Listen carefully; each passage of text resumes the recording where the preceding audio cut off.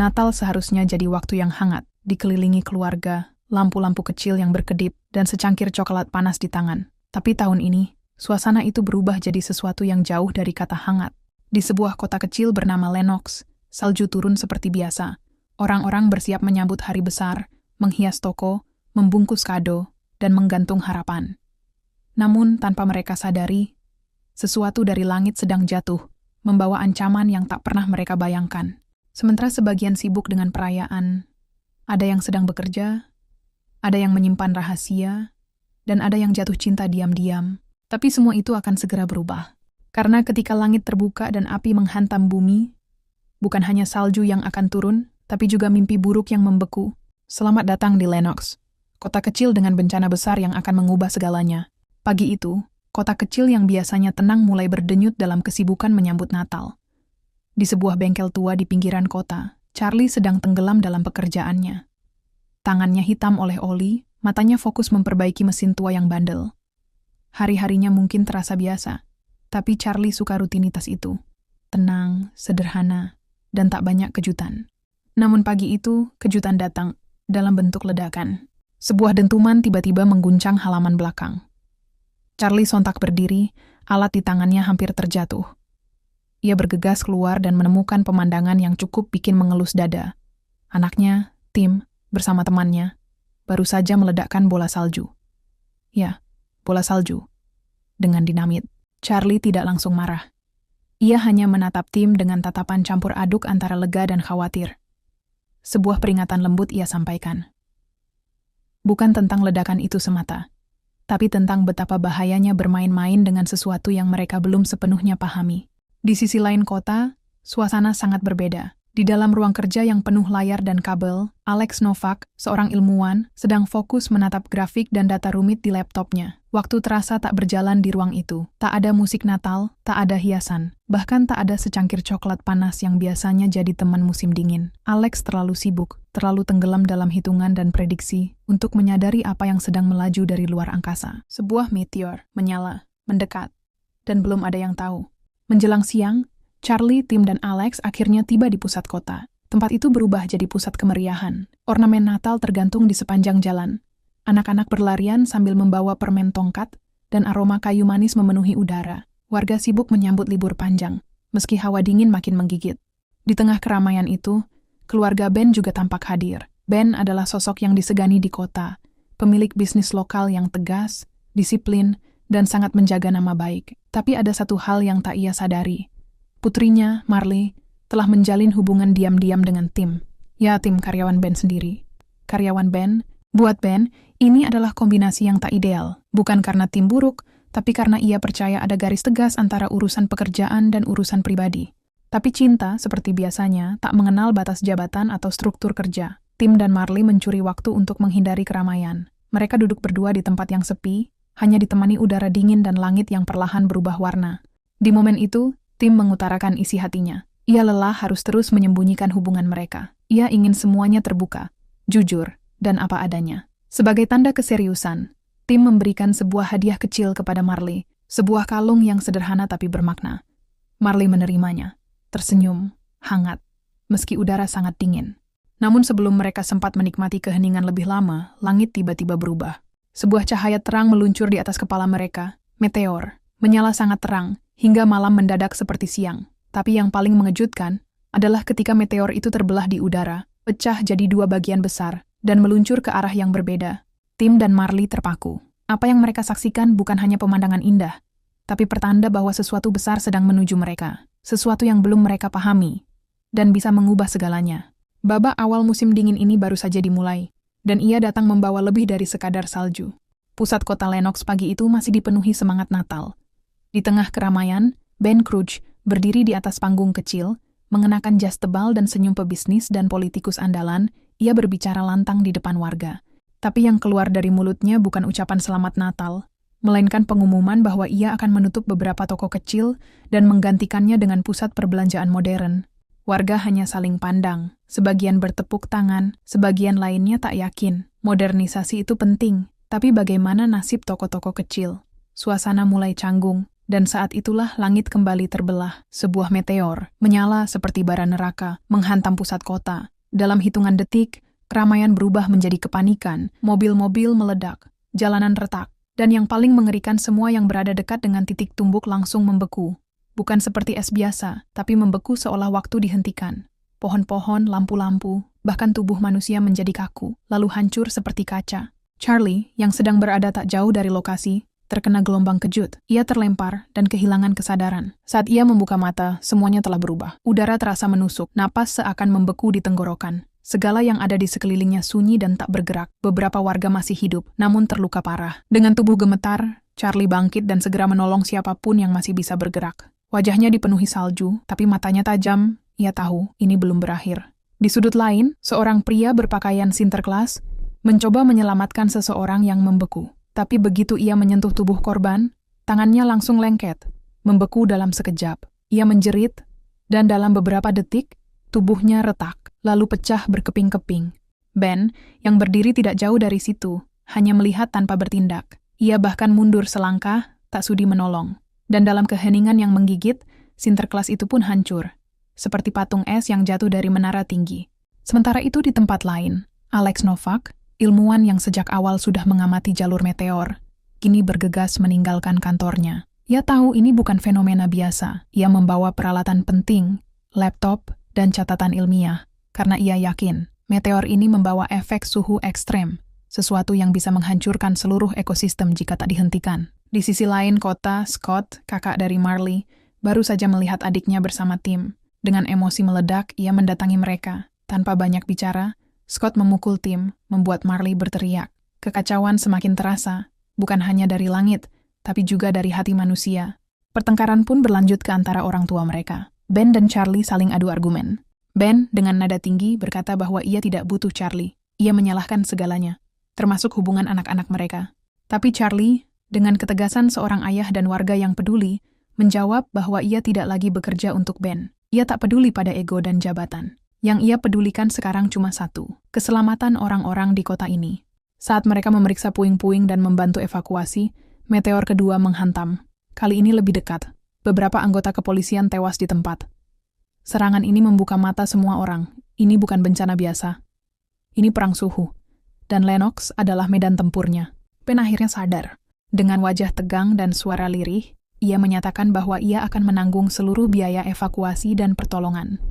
Keegoisannya runtuh, digantikan dengan rasa tanggung jawab yang datang terlambat, tapi masih sempat berguna. Charlie, sambil menenangkan korban, menelpon istrinya yang berada di Tannen, kota tetangga yang lebih aman. Ia memintanya menyiapkan tempat evakuasi untuk para pengungsi. Setelah itu Charlie pulang ke rumah sebentar, mengambil peralatan penting dari bengkelnya, tabung, alat las, pemanas portabel, segala yang bisa menyelamatkan nyawa. Di rumah, Tim masih terguncang. Ia duduk lesu, menatap lantai. Kepada ayahnya, ia menceritakan penglihatannya saat meteor jatuh. Bahwa benda itu terbelah dua dan berubah menjadi dua warna berbeda. Satu merah menyala, satu biru membeku. Charlie mendengarkan dengan saksama. Ia tahu, informasi itu penting. Ia memeluk putranya sebentar, lalu menyuruhnya segera pergi ke Tannen bersama ibunya, dan memberinya satu barang kecil, sebuah korek gas. Karena terkadang, nyawa bisa diselamatkan dengan setitik api. Di rumah Ben, istrinya mulai menyadari bahaya yang mengancam. Ia mengajak anak-anaknya bersiap pergi ke Tannen. Scott dan Marley terpaksa naik mobil bersama, meskipun keduanya saling kesal. Tapi saat badai datang, bahkan orang yang tak akur pun harus duduk berdampingan. Karena bencana tak pernah memilih korban, dan malam Natal yang semula hangat, kini mulai berubah menjadi dingin yang mematikan. Suasana kota semakin kacau. Yang tadinya sibuk menyambut Natal, kini berubah jadi lautan kepanikan. Charlie yang lagi mengemudi tiba-tiba dibuat syok dari bawah aspal. Kristal es raksasa muncul dan menjebol jalanan. Sebuah mobil di depannya tidak sempat ngerem, langsung menabrak kristal itu dan hancur berkeping-keping. Suhu ekstrim mengejar cepat dari belakang, membekukan semua yang disentuhnya. Pohon, mobil, bahkan udara pun serasa berhenti. Di tengah kekacauan itu, Charlie melihat seseorang yang sedang berjuang dengan mobil yang mogok. Itu Alex Novak. Ilmuwan yang dari awal sudah curiga ada yang tidak beres. Charlie langsung berteriak dari jauh, menyuruh Alex masuk ke mobilnya. Tanpa pikir panjang, mereka ngebut dikejar hawa dingin yang terus merayap seperti monster tak terlihat. Tapi jalanan tidak aman lagi. Mereka berdua terpaksa meninggalkan mobil dan lari ke dermaga. Di sana ada bot kecil, dan tanpa banyak mikir mereka langsung melompat ke atasnya dan berlayar secepat mungkin di danau yang mulai membeku. Di belakang mereka, es terus merambat di atas air, seperti sihir jahat yang tidak bisa dihentikan. Begitu berhasil sampai di seberang, mereka mendaki bukit mencari tempat aman. Napas masih ngos-ngosan, tapi akhirnya mereka sempat berbicara. Baru kali ini mereka benar-benar berkenalan. Di atas bukit itu, mereka bertukar pikiran tentang meteor, suhu ekstrim, dan semua kekacauan yang lagi terjadi. Alex yakin, ini semua bukan sekadar fenomena cuaca biasa. Ada sesuatu di meteor itu yang mengubah segalanya. Mereka sempat bertemu Ben, si pengusaha yang sebelumnya keras kepala. Tapi Alex memutuskan untuk terus lanjut dan mencari sumber utama bencana ini. Charlie tidak tinggal diam. Ia memutuskan untuk menyusul Alex. Sementara itu, badai es dan gempa terus menghantam kota. Keadaan semakin gawat. Di tempat lain, tim akhirnya sampai di rumah ibunya di Tannen. Tapi Marley tidak ada. Ibu Marley yang khawatir mengatakan anak-anaknya belum sampai juga. Tim yang mendengar itu langsung gelisah. Ia tahu Marley dan Scott sedang dalam perjalanan. Tanpa banyak bicara, tim keluar dan nekat nyusul mereka, membuat ibunya semakin panik. Di sisi lain, Charlie dan Alex yang menyusul jejak meteor akhirnya terperosok ke dalam sebuah terowongan bekas tambang tua. Gelap, sempit, dan dingin. Mereka menyalakan lentera dan terus berjalan, sambil diskusi teori-teori aneh soal kenapa suhu bisa sedingin ini. Dan di ujung terowongan, mereka akhirnya menemukan apa yang mereka cari, kristal meteor raksasa. Tapi sebelum mereka sempat mempelajarinya lebih jauh, kristal itu mendadak bersinar terang, membesar, lalu meledak. Untungnya lentera yang mereka pegang membuat mereka selamat dari ledakan es itu. Sementara itu, mobil yang ditumpangi Marley dan Scott tidak bisa lewat. Ada mobil mogok yang menghalangi jalan. Mereka terjebak. Lalu tiba-tiba gempa datang, diikuti hujan kristal es tajam yang menghantam dari langit. Di saat itulah tim datang dan melihat mobil mereka dihajar badai es. Seluruh jalanan tertutup salju. Dalam waktu singkat, semua menghilang di balik kabut beku. Di klinik tempat para korban dirawat, badai es menyerang juga. Suhu dingin merambat masuk, membekukan semua yang dilewatinya. Suasana yang tadi sibuk dan penuh harapan, berubah sunyi dan mencekam. Ben sempat bersembunyi di salah satu ruangan, dan ketika dia keluar, semuanya sudah beku. Orang-orang yang tadi hidup, kini jadi patung es yang rapuh.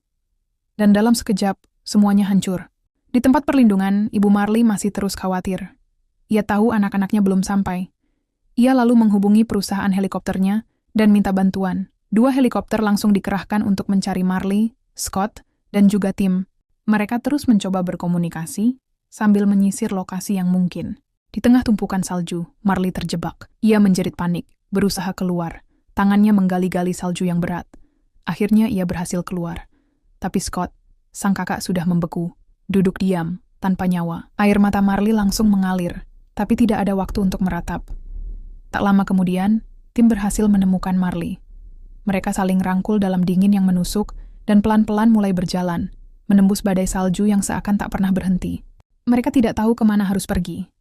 Tapi yang mereka tahu, mereka harus tetap bergerak, kalau tidak mereka juga akan membeku. Setelah melewati jalanan yang beku dan penuh bahaya, Charlie dan Alex akhirnya menemukan Ben di dalam klinik. Semua membeku. Ben terduduk sendirian, menggigil, bukan cuma karena suhu ekstrim, tapi juga karena rasa bersalah yang makin menyesakkan. Di tengah kehancuran yang mengelilingi mereka, Ben terlihat rapuh, wajahnya pucat, matanya kosong, dan tubuhnya gemetar. Ia tahu, menyelamatkan diri sendiri bukanlah keputusan yang benar. Tanpa banyak bicara, Charlie dan Alex mengulurkan tangan padanya. Mereka tahu, ini bukan saatnya saling menyalahkan. Mereka bertiga pun melanjutkan perjalanan bersama, menyusuri kota yang sudah nyaris membeku total. Sementara itu, 2 helikopter penyelamat masih sibuk menyisir wilayah pegunungan dan lembah es, mencari Tim dan Marley yang terpisah dari rombongan. Di bawah sana, Tim dan Marley berteriak sekuat tenaga, mencoba menarik perhatian. Tapi, di tengah badai salju yang pekat dan angin yang meraung-raung, suara mereka hilang begitu saja.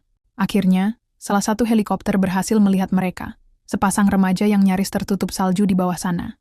Namun saat helikopter mulai menukik turun, sesuatu yang tak terduga terjadi. Sebuah kristal es raksasa tiba-tiba muncul dari dalam tanah, menjulang tajam seperti tombak es yang menusuk langit.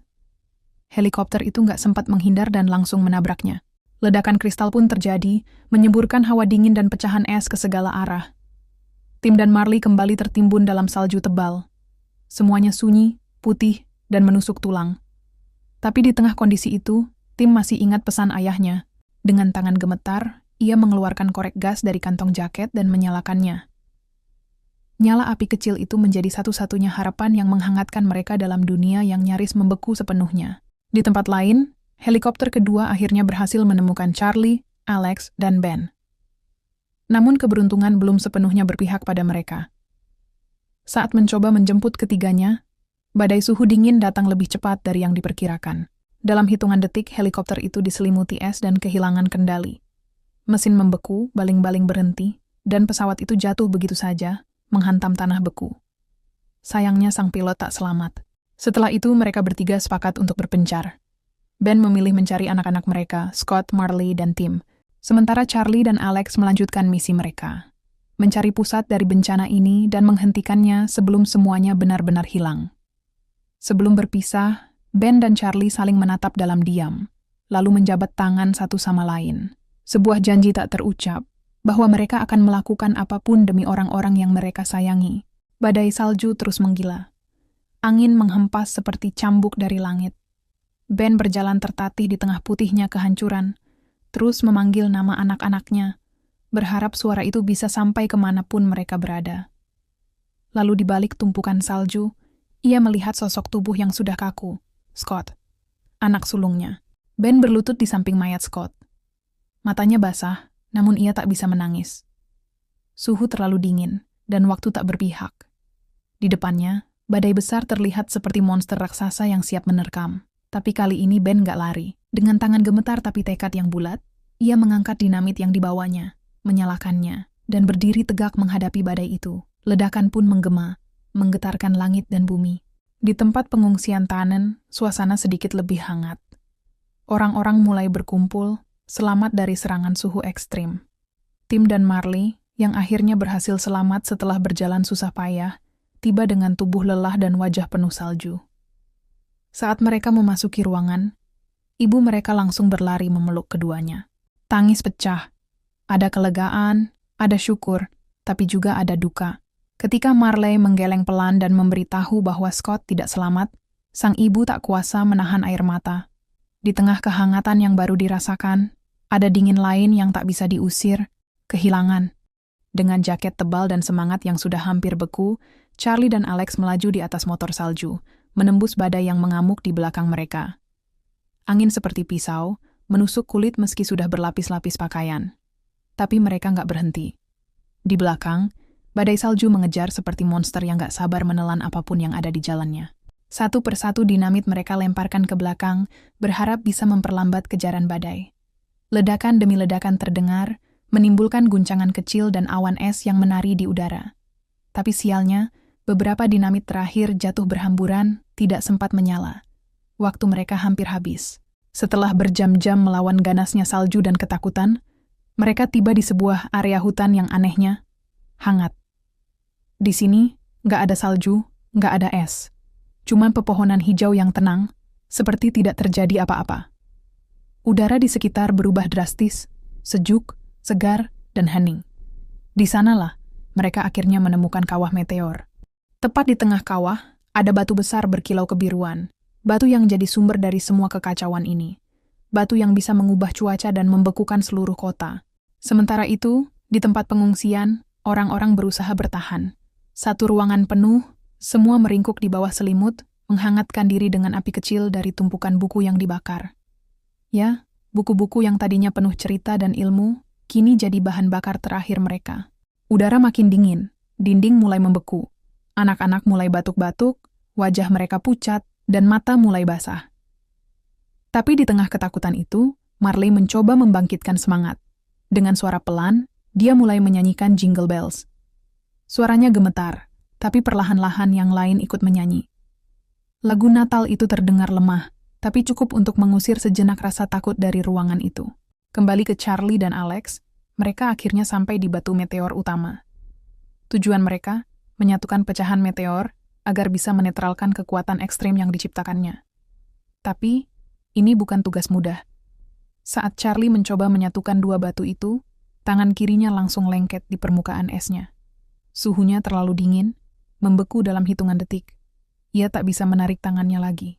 Tubuh Charlie mulai membeku. Alex mencoba membantu, tapi akhirnya dia juga ikut membeku. Di tengah perjuangan mereka, terjadi satu ledakan besar.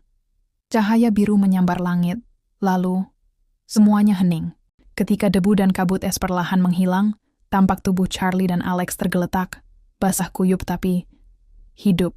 Es yang membungkus mereka retak dan meleleh, mereka selamat. Lebih dari itu, alam kembali normal, badai menghilang, salju mencair, dan udara hangat mulai terasa lagi. Di tempat pengungsian, dinding es mulai meneteskan air. Orang-orang yang tadinya meringkuk ketakutan, kini beranjak dan keluar ruangan. Matahari kembali bersinar, langit berwarna biru muda, anak-anak bersorak, para orang tua menangis haru. Untuk pertama kalinya setelah berjam-jam, mereka merasa hangat lagi. Di antara kerumunan, Ben akhirnya kembali. Tubuhnya kotor dan penuh luka, tapi ia berdiri tegak, menatap anak-anak dan istrinya. Mereka berlari menghampirinya dan berpelukan dalam tangis. Ia selamat, karena di detik terakhir, ia masih menggenggam dinamit yang berhasil meledakkan kristal es yang menyerangnya. Tim yang berdiri tak jauh dari situ mencari-cari sosok ayahnya. Awalnya ia hanya menemukan ibunya, dan langsung memeluknya erat. Ia pikir ayahnya tak akan kembali, tapi saat ia menoleh, Charlie muncul dari balik kerumunan. Basah, lelah, tapi tersenyum. Tanpa ragu, tim berlari dan memeluknya. Di saat itu juga, keluarga mereka kembali utuh. Tak jauh dari sana, Alex tersenyum melihat kebahagiaan itu. Charlie lalu memperkenalkannya pada keluarganya. Sosok ilmuwan yang awalnya bekerja sendirian, kini menjadi bagian dari keluarga yang lebih besar. Keluarga yang dibangun bukan dari darah, tapi dari perjuangan bersama. Dan di ujung hari yang panjang, Charlie dan Ben saling menatap, lalu tersenyum. Mereka saling menyapa dengan anggukan kecil. Tak perlu banyak kata. Mereka tahu, di tengah bencana yang nyaris memisahkan segalanya, mereka justru jadi lebih manusiawi dari sebelumnya.